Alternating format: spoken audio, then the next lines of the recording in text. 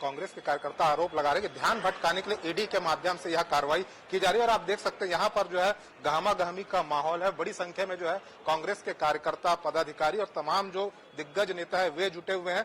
बिल्कुल जो है निवास के बाहर जो है कांग्रेस के कार्यकर्ता बैठ गए हैं। वहीं जो है विधायक देवेंद्र यादव भी पहुंचे हुए हैं। एक प्रकार से जो है देवेंद्र यादव बीते दिनों जो है बलौदाबाजार हिंसा कांड के बाद जेल से रिहा हुए थे और इसके बाद जो है उन्होंने भी जो है बताया था कि उन्हें जो है षड्यंत्र के तहत जेल में रखा गया था। कोई किसी प्रकार के कोई सबूत नहीं थे, उनकी कोई भूमिका नहीं रही है। और यहाँ पर आप देख सकते हैं कि कार्यकर्ता अभी भी जो है धरने पर बैठे हुए हैं और वे यहाँ से तब तक के नहीं हटेंगे। उनका कहना साफ है कि जब तक के भूपेश बघेल बाहर नहीं आते हैं, यदि ईडी ने किसी प्रकार की कोई कार्रवाई करने की कोशिश की तो ईडी को भी इसका खामियाजा भुगतना पड़ सकता है। और आप देख सकते हैं यहाँ पर नारेबाजी चल रही, सुबह से जो है कार्यकर्ताओं का जमावड़ा यहाँ पर रहा है। तो कहीं ना कहीं जो है ईडी ने अब शराब घोटाले मामले में जो बड़ा एक्शन लिया है उससे आप समझ सकते हैं कि कहीं ना कहीं जो है ईडी के पास कुछ सबूत आए होंगे, तब जाकर उन्होंने आज इस कार्रवाई को अंजाम दिया है। अभी हमारे साथ जो है यहाँ पर आप देख सकते हैं कि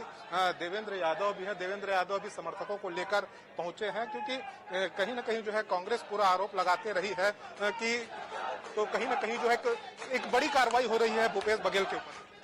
देखिए ये कार्रवाई नहीं हो रही है, ये दहशत फैलाने की कोशिश की जा रही है और इससे हम लोग डरते नहीं है।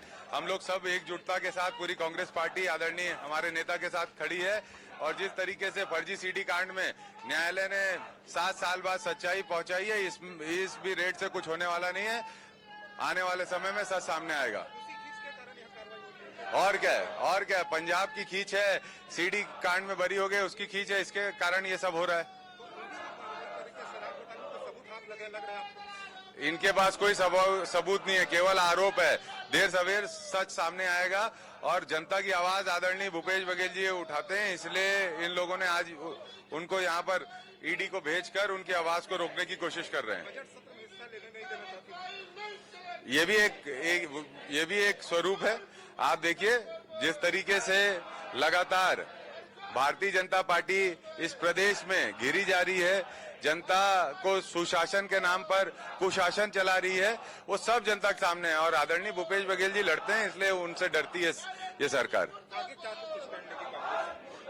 कांग्रेस पार्टी एकजुटता के साथ सभी हम सब कार्यकर्ता आदरणीय भूपेश बघेल जी के साथ खड़े हुए हैं कि तमाम जो कार्यकर्ता हैं ये देवेंद्र यादव कह रहे हैं कि वे भूपेश बघेल के साथ हैं और ईडी जो है गलत तरीके से पूरी कार्रवाई कर रही है क्योंकि उन्हें रोकना चाहती है। भूपेश बघेल को कुछ खींच है, ये तमाम बातें जो है कांग्रेस के विधायक भी कह रहे हैं। तो आप समझ सकते हैं यहाँ पर जो दिख रहा है माहौल जो दिख रहा है कि कांग्रेस के कार्यकर्ताओं में काफी आक्रोश है और वे यहाँ पर डटे हुए हैं कि जब तक के भूपेश बघेल बाहर नहीं आ जाते और ईडी यहाँ से वापस नहीं लौट जाती, वे यहाँ से हटने के लिए तैयार नहीं है। सुबह से ही जो है जब ईडी की रेड हुई थी उसके बाद जो है कांग्रेस के कार्यकर्ताओं का यहाँ पर जमावड़ा शुरू हुआ था। पहले उन्हें करीब 100 मीटर दूर रोक दिया गया था, लेकिन कांग्रेसी कार्यकर्ता नहीं माने और सीधे जो है अब घर के जो बिल्कुल द्वार है वहां तक पहुंच चुके हैं। वहीं जो है सुरक्षा की दृष्टि से जो है सीआरपीएफ के जवान के अलावा जो है स्थानीय पुलिस जो है वे भी तैनात किए गए ताकि ईडी की कार्रवाई में कोई व्यवधान न हो। हमने इससे पहले भी देखा कि जब इस प्रकार की ईडी की कार्रवाई होती रही है तो लगातार जो है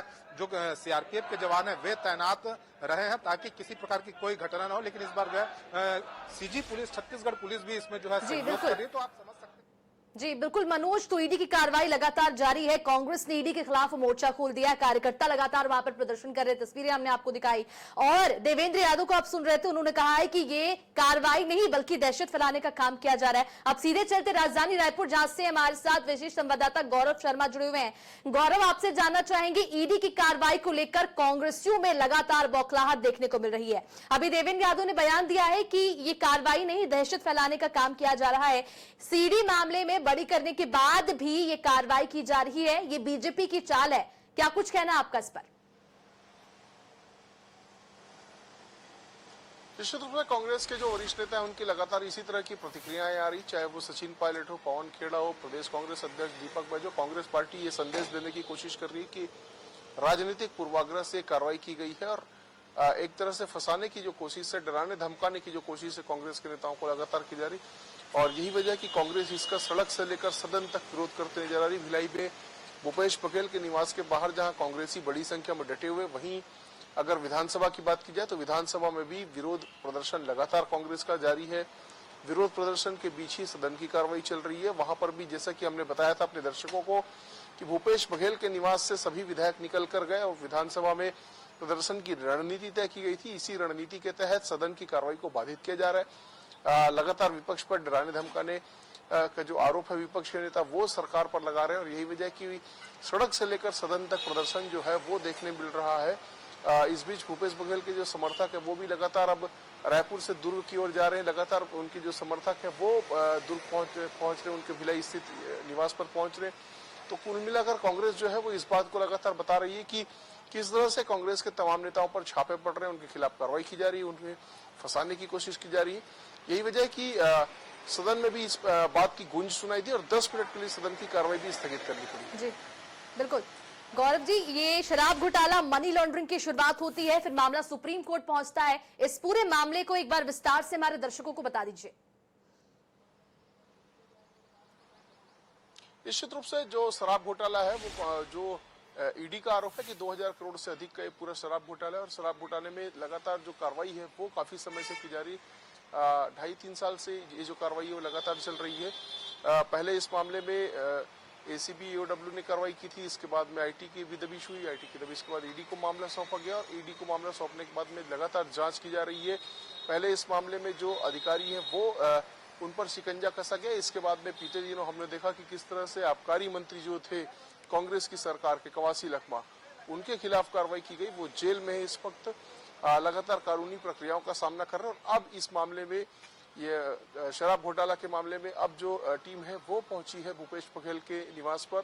न सिर्फ भूपेश बघेल बल्कि उनके पुत्र और उनके जो सहयोगी हैं उनके तमाम ठिकानों पर जांच की जा रही, दबिश की कार्रवाई की जा रही। तो ये देखने वाली बात होगी कि किस तरह से आने वाले दिनों में भूपेश बघेल की मुश्किलें बढ़ती है या वे राजनीतिक रूप से इसका सामना करते हैं, क्या होगा ये देखने वाली बात होगी। लेकिन ये तय है कि आने वाले समय में पूर्व मुख्यमंत्री भूपेश बघेल की मुश्किलें जो है वो जरूर बढ़ती हुई नजर आ रही है। जी बिल्कुल गौरव, ये कांग्रेस का ये कहना है कि साफ तौर पर बीजेपी के इशारों पर कहीं ना कहीं ईडी ये पूरी कार्रवाई कर रही है, डराने धमकाने का काम कांग्रेस को कर रही है बीजेपी के इशारों पर। इसको लेकर क्या कुछ कहना है आपका?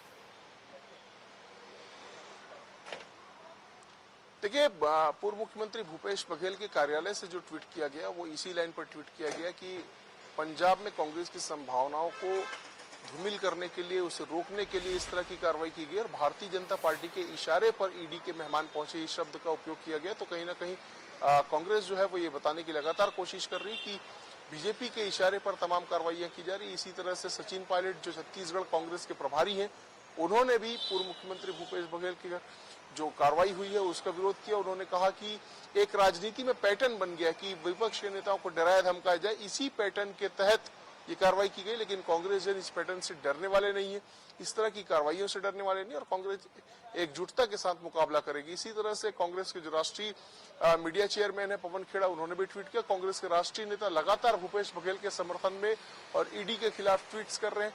लगातार उनकी प्रतिक्रियाएं जो है वो सामने आ रही है और इसी बात को बताने की कोशिश है कि किस तरह से ईडी पूरे देश भर में कांग्रेस के नेताओं के खिलाफ चुन चुन कर कार्रवाई कर रही है, उन्हें जेल में डालने की कोशिश की जा रही है। जी बिल्कुल, तो लगातार ईडी की कार्रवाई जारी है। तस्वीरें हमने आपको दिखाई भिलाई से, जहां पर पूर्व सीएम भूपेश बघेल के निवास पर यह कार्रवाई की गई। उनके बेटे चैतन्य बघेल के निवास पर भी लगातार कार्रवाई की जा रही है। इस पूरे मामले पर लगातार अपडेट आपको पहुंचा रहे, आप तक पहुंचा रहे हैं। लगातार ईडी की टीम कार्रवाई कर रही है। अभी भी कुछ भी खुलासा नहीं हो पाया। जांच पड़ताल में क्या कुछ तथ्य सामने आए हैं ये खुलकर सामने अभी तक नहीं आ पाया है।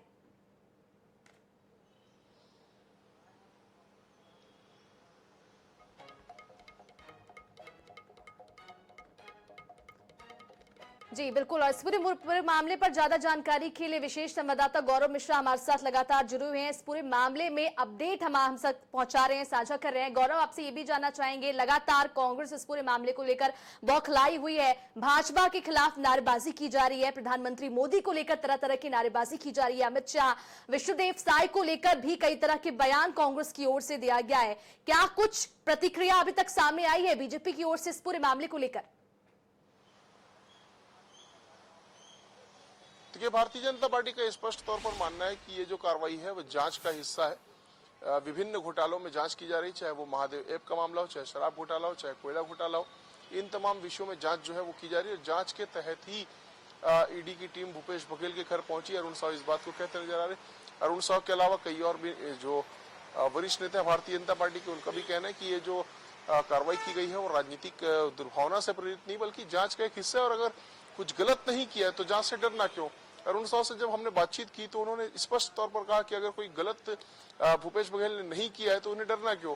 लेकिन साथ ही साथ इस बात को दोहराते हुए रहा है कि उनके कार्यकाल में ही, चाहे वो कोयले का घोटाला हो, चाहे शराब का घोटाला हो, चाहे ईडी ने महादेव ऐप की जांच की, तो तमाम जो विषय है वो उनके मुख्यमंत्रित्व कार्यकाल में है। इसलिए उनको सामना तो करना पड़ेगा, और अगर उन्होंने कुछ गलत नहीं किया तो उन्हें डरने की जरूरत नहीं। तो भारतीय जनता पार्टी जो है कुल मिलाकर जांच को सामान्य प्रक्रिया बता रही है, और घोटाले जिस तरह से हुए उसकी जांच का हिस्सा जो है वो इस दबिश को बता रही है। दूसरी ओर कांग्रेस जो है वो इसे राजनीतिक साजिश बता रही है। तो भारतीय जनता पार्टी और कांग्रेस के बीच में जो वार पलटवार और जुबानी जंग है वो लगातार जारी। लेकिन इस बीच देखना होगा कि ईडी की कार्रवाई कब तक चलती है और कैसे आने वाले दिनों में इस जांच का जो परिणाम है वो सामने आता है।